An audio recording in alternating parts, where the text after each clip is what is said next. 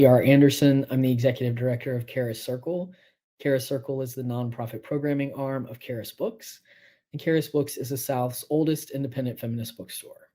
We're really, really excited to be here with all of you tonight to welcome Eliot Duncan in conversation with Davey Davis for a celebration of Ponyboy, a novel.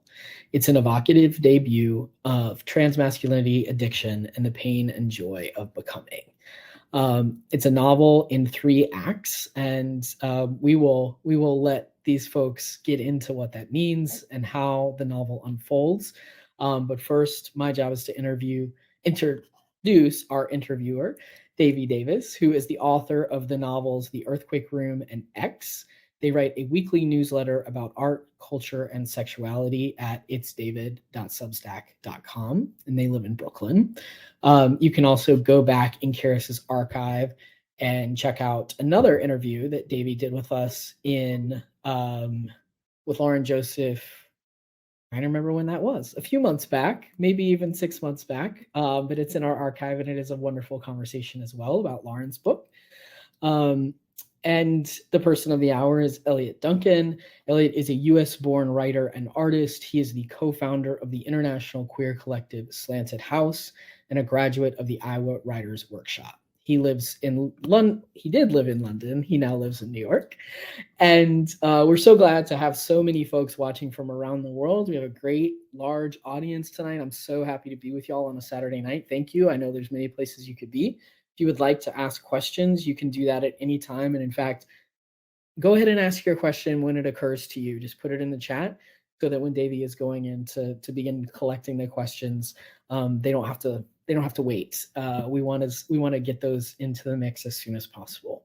So I really loved this book, and the best part of my job is getting to put my dream team of people in conversation together. So I was really excited to get to invite Davey to be in conversation with you, Eliot. So I can't wait for this. So thanks so much to both of you for being here, and thanks to everybody for watching with us tonight. Thank you. I'm excited. How are you feeling? Are you feeling like, I feel like I've just seen so much about this book, like on social media, on Twitter. Like I feel like there's a lot of good vibes, good energy with it. So I feel like if I was you, I'd be taking that as a good sign. Be excited. Yeah, I'm excited. I'm really excited to be talking with you. Yeah. Yeah, me too. Oh, and if anyone who's watching like has questions, like ER was saying, like just ask them and I'll kind of pay attention to them. And if, there are any ones that are kind of pertinent to our conversation, I'll just kind of leave them in if that's okay with you, Eliot. Oh, that sounds good. Yeah. But yeah, I'll start off with mine. It was hard for me to kind of like narrow down, like I culled a lot, just because there are just so many, with a book like this, like not only there's like this sense of flow in the novel that keeps it moving really quickly. And while that's happening, there's like a lot of thoughts going on. There's like introductions of, this character is not only kind of going through his own life, but he's having conversations with people like Kathy Acker or Brandon Tina. So it's like, there's just like a lot. So it was hard for me to even just decide like, kind of what I was most curious about. But I have to admit, the first thing that came up for me was,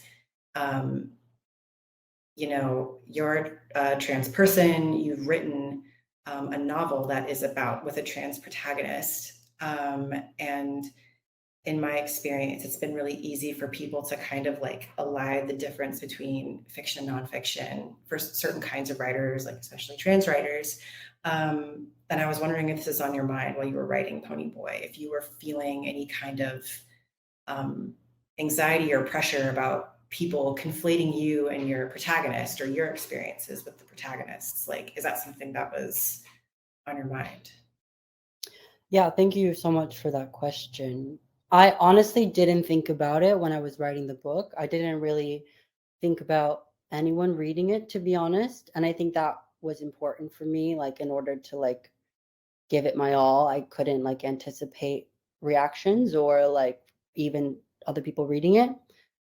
But now that it's out, I have thought about it a lot. And that's why I'm really glad you brought it up, because I think there isn't, a surplus of trans novels. And so I feel like there is this tendency to like, because there's not, so many trans novels compared to like the rest of, the literary world, there's this like maybe lean to like say like, oh, this is about this author's life, or this is autobiographical, or this has to be true, when trans writers should have the same freedom to just write fiction books that reflect our human experience. And like for me, being trans is just a human experience, and novels, I think, are studies of consciousness, are studies of human experience. So it only felt natural that like if I were to write a book, that it would reflect being trans, which is just like, simply put, like a human experience that I have.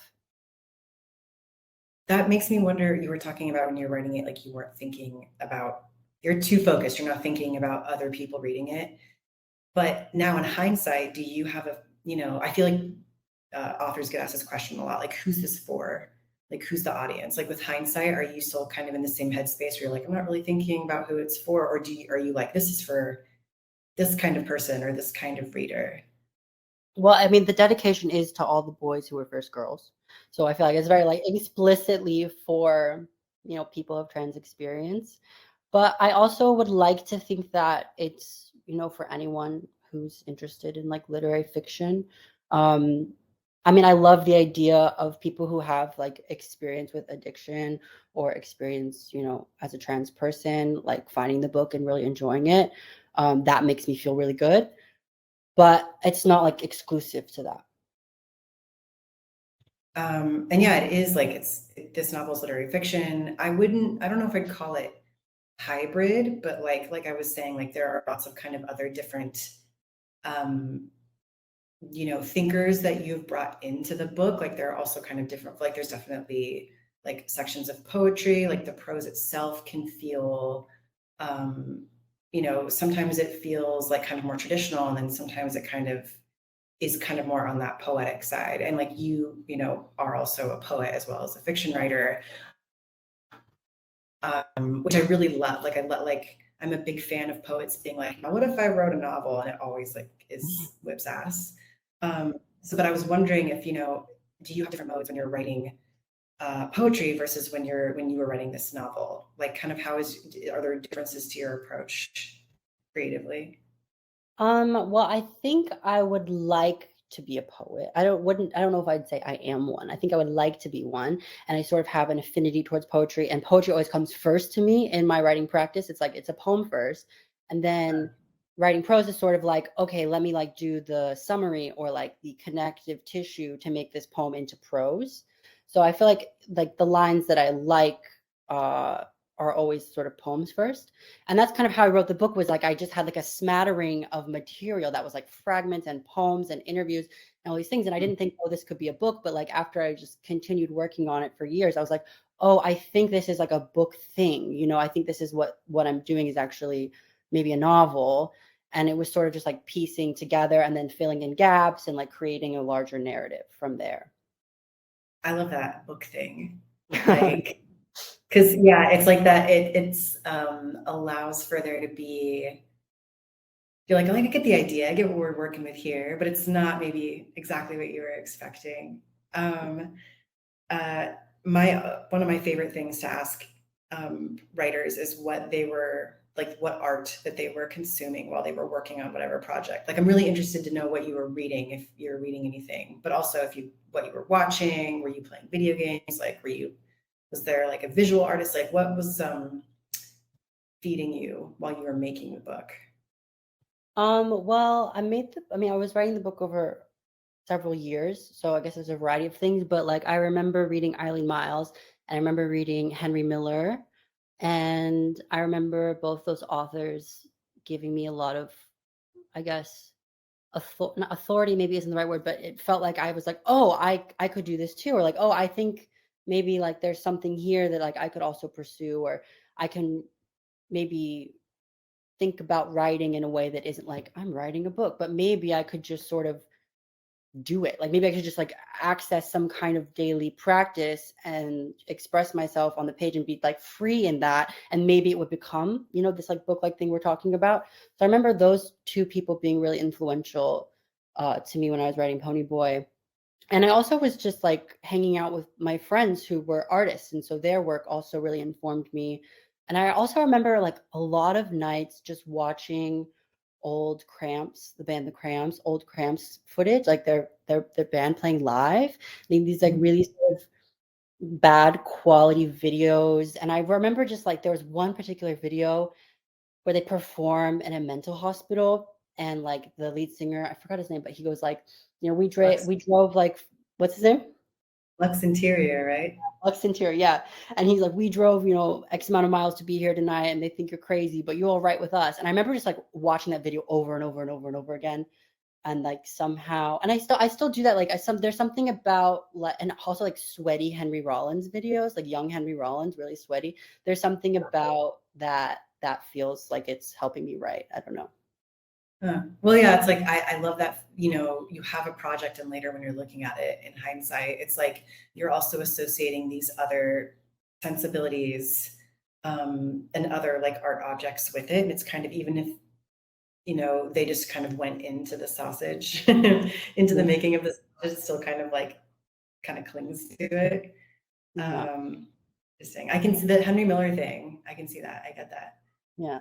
Uh, um, my next question. Ponyboy is about a trans man coming into his own identity while also dealing with addiction and self-destructive behaviors. And as I was reading through this, you know, we have like a really, I think, you know, like kind of an established, like we have addiction narratives that we're really familiar with. And but probably not you'll find, you know, in books and literature and film, they don't usually have, you know, usually just trans people aren't involved. So I was like, oh, okay, this is so interesting. Like how is Ponyboy making space for trans experiences of addiction and contemporary addiction narratives? Does that make sense? Yeah, definitely. I mean, I think it was important for me, and I hope the book portrays addiction in a way that isn't really cinematic or sensationalized. Like, it was important for me that the narrative reflected the sort of monotonous hell that is active addiction. And it was important to me that there wasn't some cinematic climax or like even like a redemptive narrative because Ponyboy drinks again, even, you know. Um, that it's like reflective of addiction being like this kind of yeah, monotonous hell, Mhm. you know. And I didn't want it to be like glamorized or cool in any way because I don't think addiction is glamorous or cool. And I oftentimes the way I see it portrayed is sort of like that. um and you know, I think about the like the whole intersection of like Ponyboy being trans and being an addict. I mean, Ponyboy has his own reasons for using and drinking, you know, but primarily Ponyboy uses and drinks because he's an addict and alcoholic, not because he's trans. However, I do think that there are like specific ways that his transness intersects with his substance abuse disorder. Like this, someone in one of my workshops said like Ponyboy's always trying to bend his body out of the room and like different shapes in and out of the room. And I thought that was like exactly it. Like this like whole like insistence of not being a body, which, you know, I think is a trans experience. It's not everyone's trans experience, but it's definitely Ponyboy's. So substance was like the thing that carried him far enough in life to survive, to sort of get to a place where he could like, you know, fully be in his body. And part of fully being in his body is transitioning and coming out as a trans person. Um, so yeah, and I think, you know, I think addiction affects everybody, and like, um, you know, like just like being trans is a human experience, like having substance abuse disorders is a human experience, and it just kind of felt natural that like this character has both of those experiences.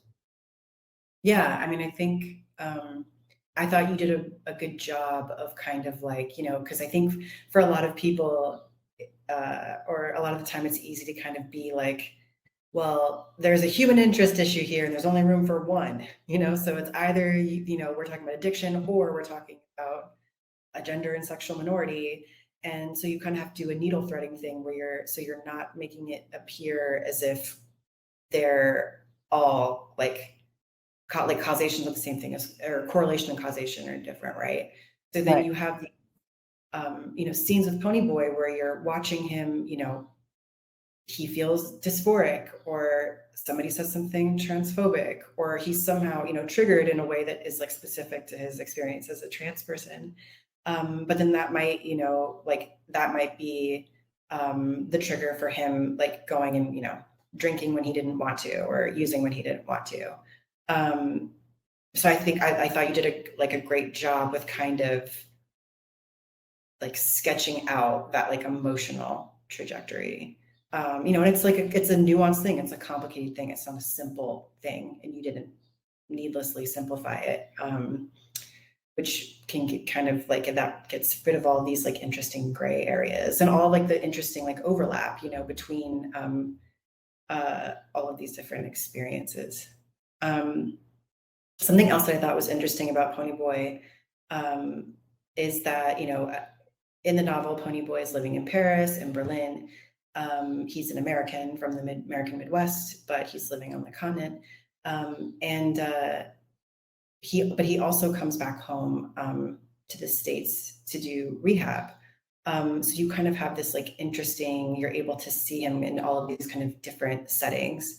And I felt like there was a kind of, at one point he talks about not ever wanting to live in the States. He wants to continue living in Europe. And I thought there was kind of like an interesting tension there. I was wondering if you wanted to speak to that, as a person who's from the Midwest yourself. Maybe if you could speak to that a little bit. Yeah, I think like maybe on a superficial level, the tension is just like that cliche of like wherever you go, there you are. Like, you can try and do geographicals to run away from a problem, but you can't escape it. And then maybe like on a deeper level, it's like Ponyboy feels a bit detached from the American Midwest. I think part of that for the character Ponyboy that I hope comes through is that like the access that he had to trans identity was this like very famous story of Brandon Tina. So there's like this really, violent, horrible story about being a trans person associated with the American Midwest. Which I think maybe complicates the narrative a little bit, because in the end, like going to, back to the Midwest to recover, to like, face, his addiction problems, like that Midwestern landscape is exactly the thing that like holds him together. So yeah, I mean, and I also would love to use cities or, locations as people, because, it's like whenever you're in a new place, different things come out of you and different things happen, just like relationships. So like, I like this idea of like locations for characters are, like characters. They're like relationships that the character has. And I just think it's fun to write in many different places, because, you get to see the character interact and, react in so many different ways when they're jumping around. Yeah, especially if people read that person's gender as ambiguous, and you can really see that like depending upon where he is, it's always, I mean, if you don't pass 100% of the time, it's always moment to moment, but that uncertainty gets kind of escalated if you're able to see it happening in all of these really like different kinds of locations and settings and kinds of people. And that can kind of add to the intensity, I feel like, as a reader, and the anxiety. You're like, oh, what's going to happen next? But I think it also opens up all these really lovely opportunities. Like, at least, when you're reading art about trans people, or you're, experiencing art about trans people, there's often so much that's, and for good reason, bleak, alienating, sad. But because you have us moving around so much with all these different kinds of people, we're also getting to see all of these. There's just like more breadth of experience. And in a way, it's very,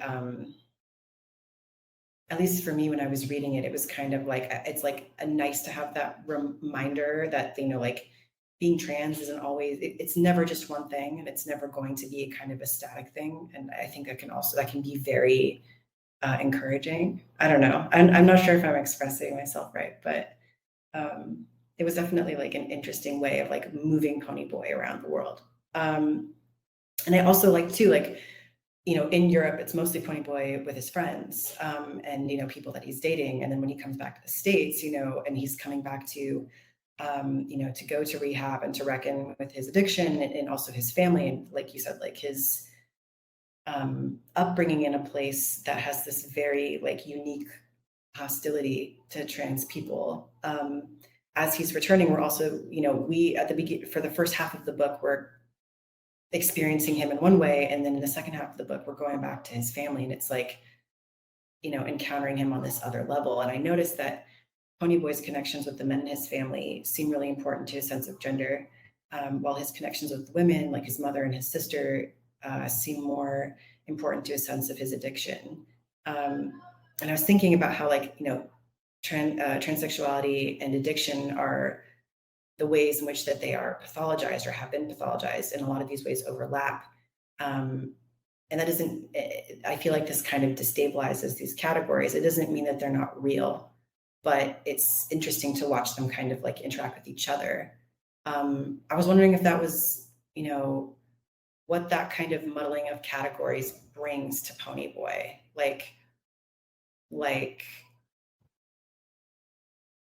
Well, I'll let you answer before I kind of think what it does, but I'd love to hear what you think. That's a really interesting question. I'm not really sure how to answer it directly, to be honest. Like, I just feel like that case of like the men in Ponyboy's family being like this sort of like longing for something that reflects his gender, and then like the women in his family reflecting back something of like, I hope was like a certain amount of like reality and strength about like, you actually have, as Ponyboy, you actually have some actual like substance abuse issues, like let's get on it, is maybe just like reflective of like the human experience of like any sort of categorical about someone's gender does not reflect how their like behavior or will act in a certain situation, or what you'll find attractive or helpful or suitable even in a person. It's not bound down to their gender or how they're socialized in the world. Like, I don't know if that's exactly what you're asking, but yeah, I think it's yeah, go ahead. No, yeah, no, I think I agree. Like, I think that's right. I think too, like, again, like you're resisting like simplification, and that like allows there to be like this needed nuance around, being trans or addiction or, like being queer, like the only queer person in your family of origin or whatever. And incidentally, I think probably my favorite relationships was the one between Ponyboy and his mom, because they have, it's like his mom also has experience with addiction, and he has these memories, from his childhood of her active addiction. And I thought it was really just like artfully done how we're having, this relationship, which I wouldn't call complicated per se. Like there is a lot of, it's not that there isn't a lot of love there, but it's also, people reckoning with the kind of how easy it is to let something like addiction or like being trans isolate you, from people who might not share that experience, or even people who do. But there is like the way that you were able to draw out those dimensions in the relationship between Ponyboy and his mom. I thought that was really well done.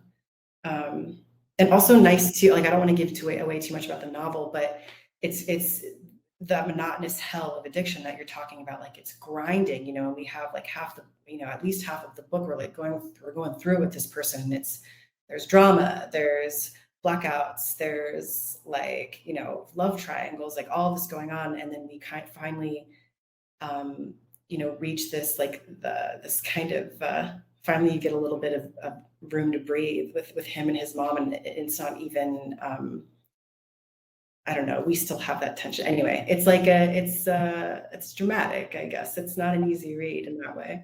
Drama. No, I think like the relationship that Ponyboy has with his mom was like, I'm glad to hear you say that was like memorable to you, because it was really important for me writing it, that I like reflected the fact that like perhaps like these like people in Ponyboy's family of origin may not like be you know, 100% with it, with the gender stuff. They may not be like totally on board, but that like Ponyboy's character is just like existing despite that, and still loving and still showing up and still being a part of his family the best way he can despite that. Like there aren't these like strict like, you don't get it, so I'm out, or something like that, you know, actually these relationships evolve over time, and that like the Ponyboy's relationship with his mom, I wanted to like, I hope that comes through, that like it was sort of this like two imperfect people meeting, but like showing up for each other, hopefully in ways that were perfect, you know, like being exactly what they needed in that like,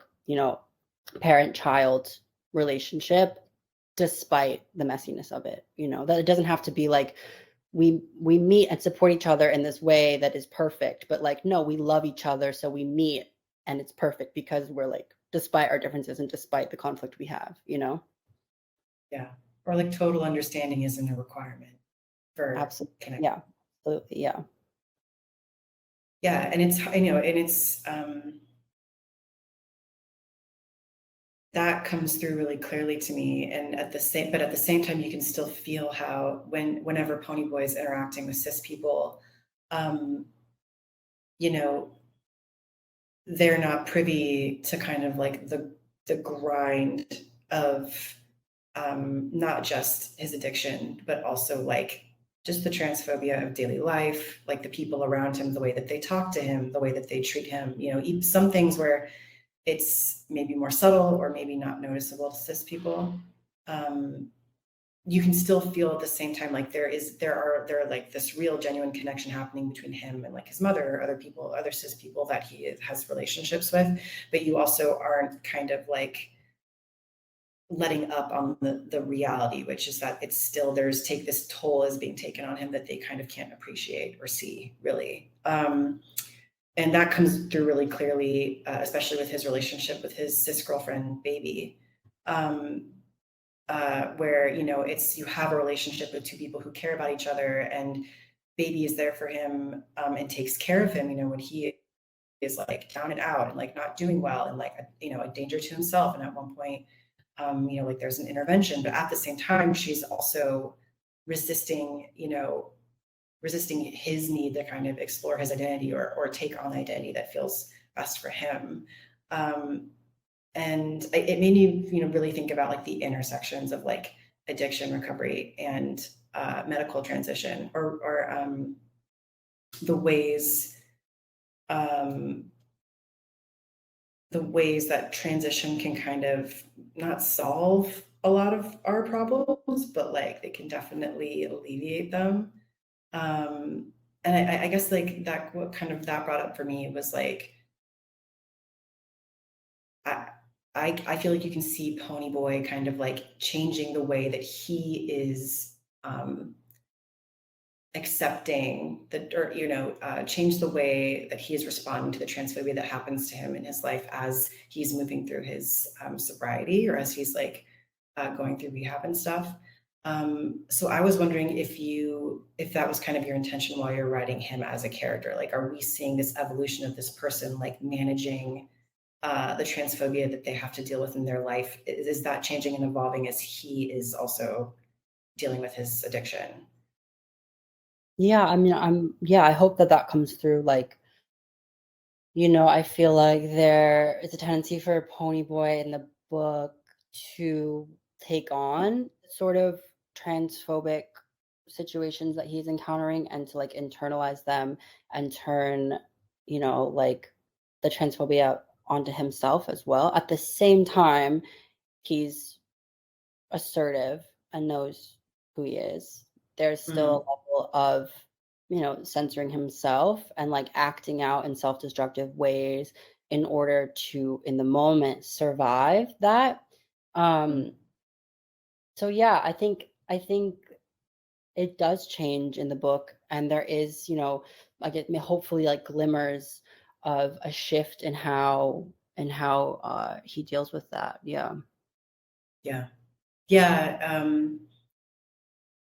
There are like moments where you know, he'll be interacting with cis men, and they'll say something, or just cis people, and they'll say something or do something, and like Ponyboy's like kind of internal monologue as being like, oh, well, that's not true, or like, or not, just like, yeah, like his sense of self comes through really clearly, even when he's doing all of this stuff to like numb it or deaden it, you know. And that kind of like that sense of character is really strong like throughout the novel, and it helps you keep moving too. And I'm sorry, just like there's a lot of it that's just very sad, you know. And sometimes you're like, even if you're reading it, enjoying it, you're like, oh, this is sad.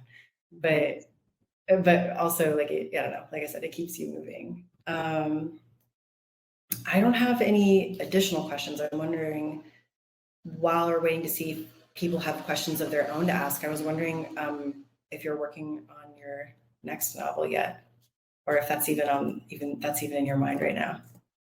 Yeah, I mean, I've continued writing, so I have a couple projects that I've been working on. I have like a collection of short stories, and then I have a new novel that I've started, and I'm also making like more visual work now. I've been making like video essays, I guess I'm calling them. So yeah, I don't really know what I'm doing as far as like the visual aspect, but like it's fun for now, and I really like making them. So that's what's going on now. I mean, maybe you have, I don't know if you had this experience, you've written 2 books now, but I'm kind of in that zone where I'm like, okay, now this thing is out in the world. How do I move forward from it? Or like, what does it mean to me now? Is it hard to like switch out of Ponyboy mode? Like, do you feel like you are so sick of it and done with it after spending so much time with it, or do you still feel like you're in it? Because sometimes I'm like moving on to the next project's kind of hard. No, I feel like Ponyboy, I've done my time with him, you know, like love you, Ponyboy, but like I'm ready for something else. Yeah. Yeah, I feel ready to Good. do stuff. Yeah. Yeah, that's exciting. Waiting to see if there are any other questions. Well, failing that is maybe we should have ER back on. Yeah, I'll come join y'all. So thank y'all so much. One of the things that I'm really appreciating right now about both of your work is this, that our representation as queer and trans people does not have to be this like shiny, happy, resolved, like, pick yourself up by your bootstraps and end in this great place. I mean, there are bootstraps, sometimes, but a more the metaphor of like, using narrative as a sort of tool for advancement for a people, right?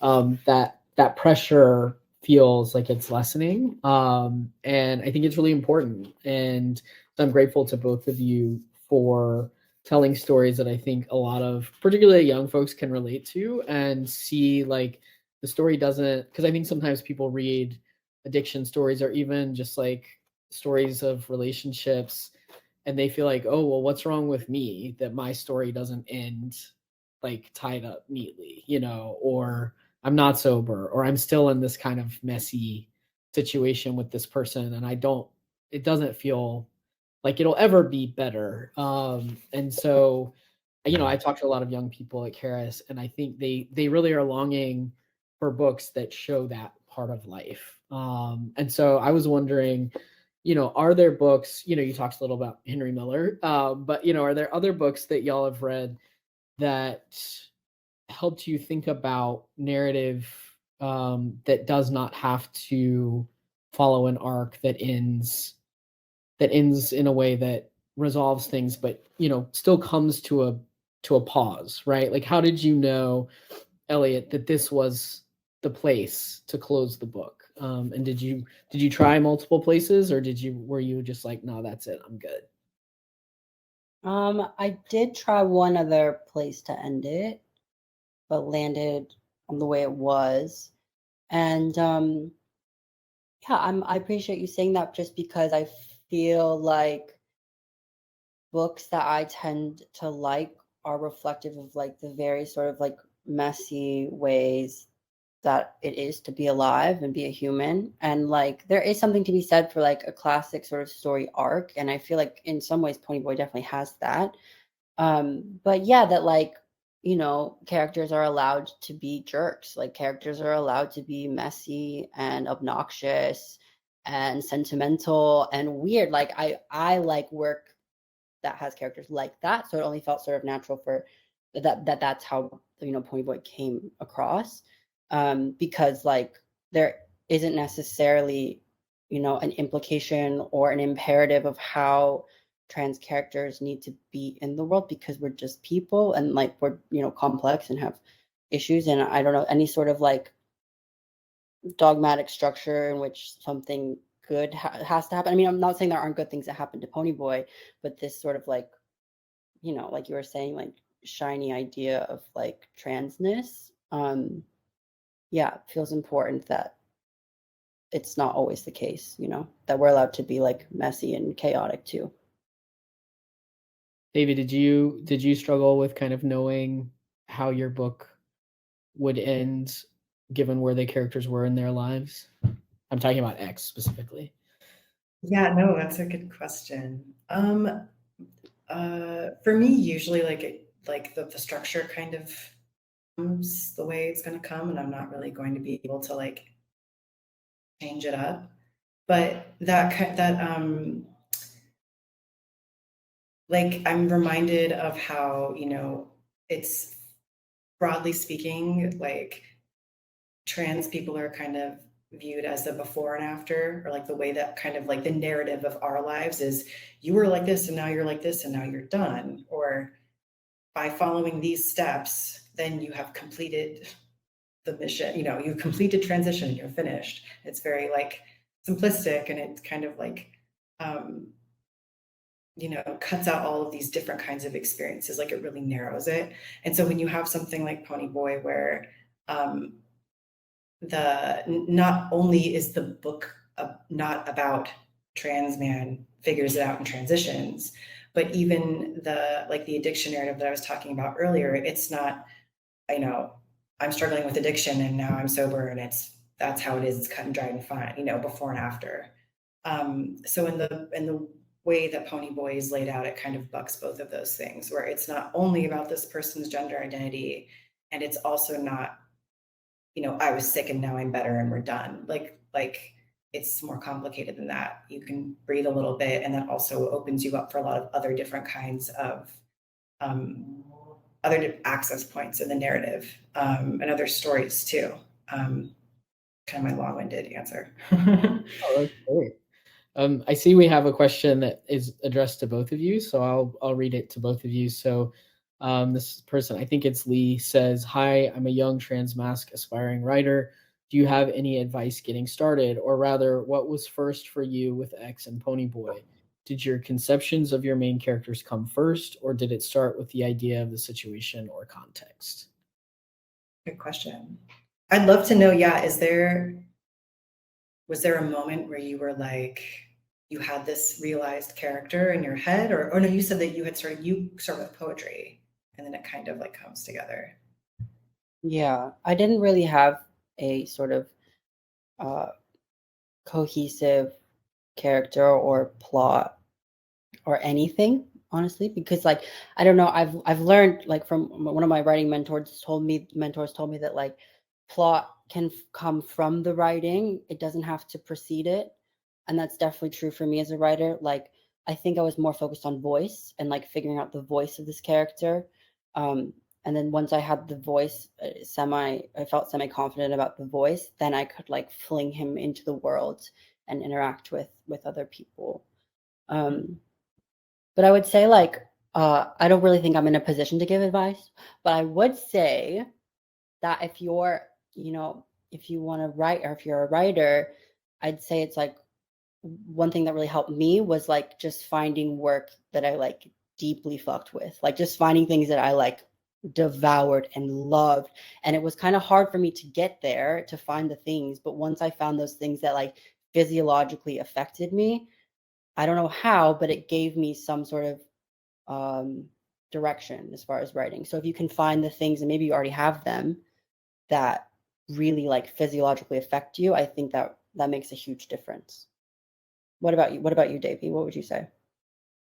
I always say, I've only written 2 novels, but I realized that whenever I finish one, I guess I've written 3. I finished the 3rd one, but when I finished them, then I realized that the novel was a way of me asking a question that I didn't know yet. Like I have to write the whole thing, and I go, oh my God, I was actually asking myself. I was like working through a thought experiment or whatever. So my advice, if you're kind of circling or you're not really sure how to get started on a project, is write as much as you possibly can, because it's the process and it can only happen in the process. And a lot of the time it's thinking. When you're writing, you're thinking, and you can't think through the question that you're asking yourself until you actually put it all down. So I'm a big believer in just grinding it out, just like writing as much as possible, throwing away a lot of it. Because yeah, like the way you were describing it, Eliot, it's like, well, it's like Nabokov, right? Famously knew the entire book in his head beforehand and would write them down on 3x5s, word for word. It was all in there. But most of us are not like that. And usually it's something where it's kind of coming together, like slowly. Like I think of it as like a sea monster, where you can see its humps in, and then it is coming out of the water. And the more you write, the more of it comes out of the water, and you see how it all connects. But yeah. When you have that question, when you discover that question for yourself, is that something that you then hold in your head as you revise on 2nd, 3rd, 12th drafts, or does it really not even come to you until it is a complete finished work after multiple drafts? I guess, yeah, it doesn't come until it's like all done, until I'm finished with it. But yeah, everybody's process is different. Definitely. And the only way you're going to find out is if you do it, and it will probably be bad. It will almost certainly be bad, and you're just going to have to keep doing it. You'll get better at it. So we also, have oh, go ahead. Oh no, I wanted to know Eliot's answer to this other question. Do we have time? Yeah. This question is, do you feel like there's benefits to writing about transness in a time where there's not a lot of mainstream trans narratives in literature? Or is it hard to write about something so big when you're just one person? It's a good question. I'd love to know what you think, Eliot. I think it's if you're like writing something that feels important to you, to just do it, regardless of any sort of like societal or like media frenzy that's around, the identity you're writing about. And to be honest, like it's not something that I really think about when I think about Ponyboy. I don't really think about like how Ponyboy will fit into like a conversation about transness, or like, I don't really think about that necessarily, because like what will happen to the book I wrote will happen, like any sort of larger conversation or like sensationalization about trans people is going to happen regardless if I wrote a book or not. You know what I mean? And so I think it's just important that like if you feel called or feel motivated to write something, to like honor yourself and do that regardless of any sort of societal pressure or I don't know, anything that might make you think like maybe I shouldn't do it. Maybe it's more important that you do,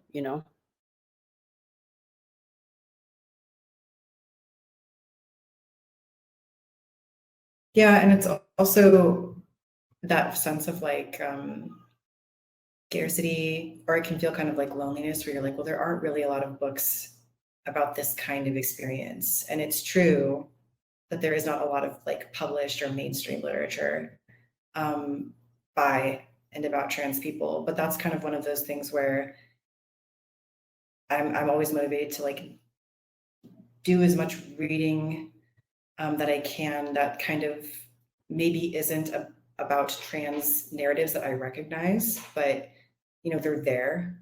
It's harder to find them, but it's worth tracking them down, because if you're looking at older, not just literature, but all kinds of writing by and about trans people, whether they were calling themselves trans at that point in time or gender diverse people over time, like that really kind of, I feel like, takes away the pressure that is kind of put on you as like a minority in that way. You're like, well, actually, like, you know, maybe there isn't a lot of stuff that was published by like Norton, but there is a lot that is there and exists in the archives.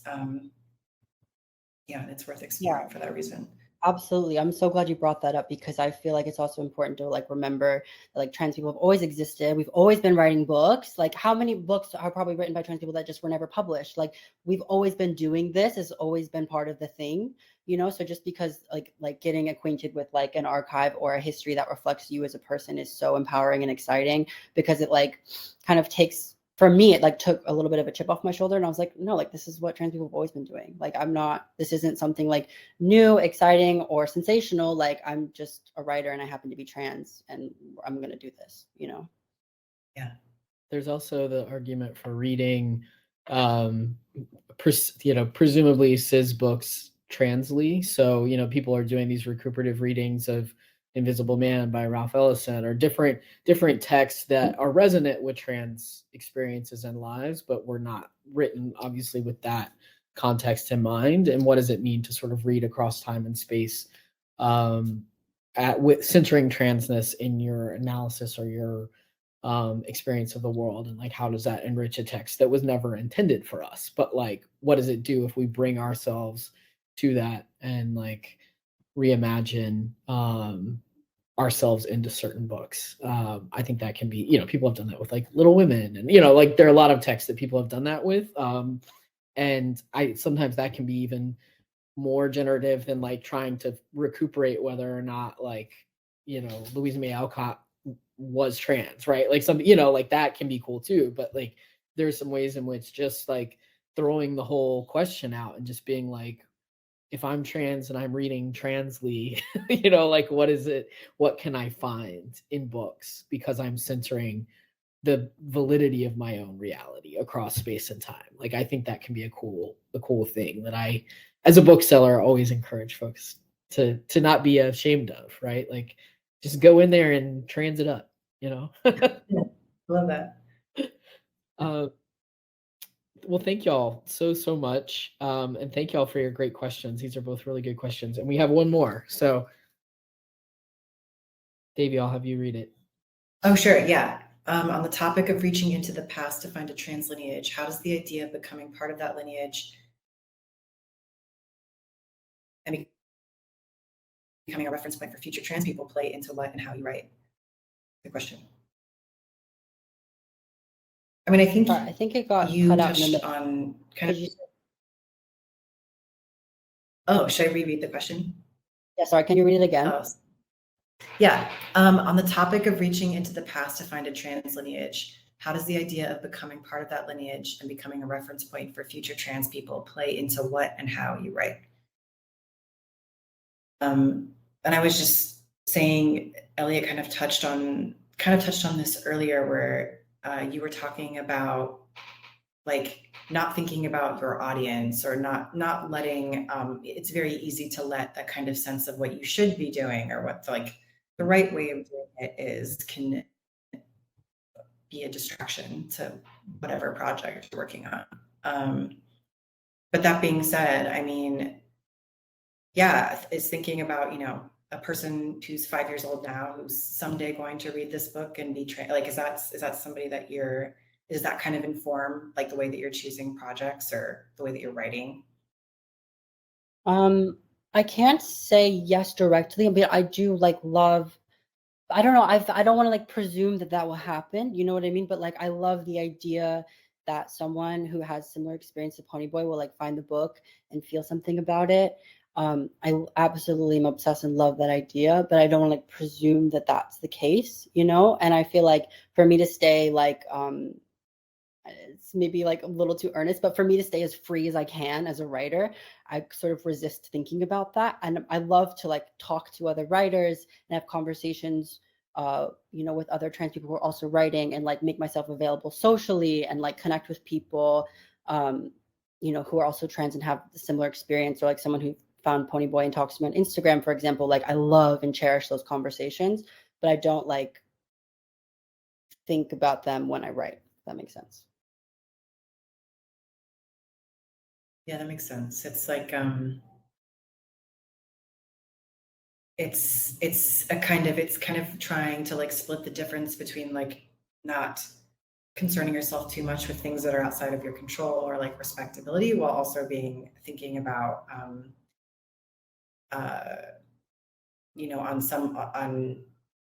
the way that you're like building community, or the way that you're interacting with your community like through your art. Like it's kind of a tough line to toe, I feel like sometimes. Yeah. But I mean, it's an interesting question, because I think writing is devotional. Like, at least for me, it feels like a practice that's like about somebody somehow. So it's nice to think that like Ponyboy is, maybe like younger trans people are reading Ponyboy and feeling something about it. Like, I love that. But I also feel like for me to like stay earnest in my writing, I can't think about an audience, even if that's like an audience that I like deeply connect with and love. I don't know. I'm just like, I'm like, no, I can't do that. I don't know. Yeah. Focus. You're focused. Yeah, I guess. I'm like, but because then I'm like, well, I need to like say the things that I actually need to say. And oftentimes those are things that I can't say to people IRL. You know what I mean? I don't know. Yeah. That's why you're a writer. Yeah. Like I have stuff to say, but I'm anxious about like talking to somebody about it. So I was going I'll just write it for you. I put my theses on the wall, and then that's everyone else's problem. And we are so grateful. So thank you all very much for being here. And again, thank you to everyone who asked a beautiful question. I really appreciate it. These are such good questions, and really enhance our conversation. I'm going to put a link to Davey's book in the chat, and you can click the teal link to buy Ponyboy from Charis.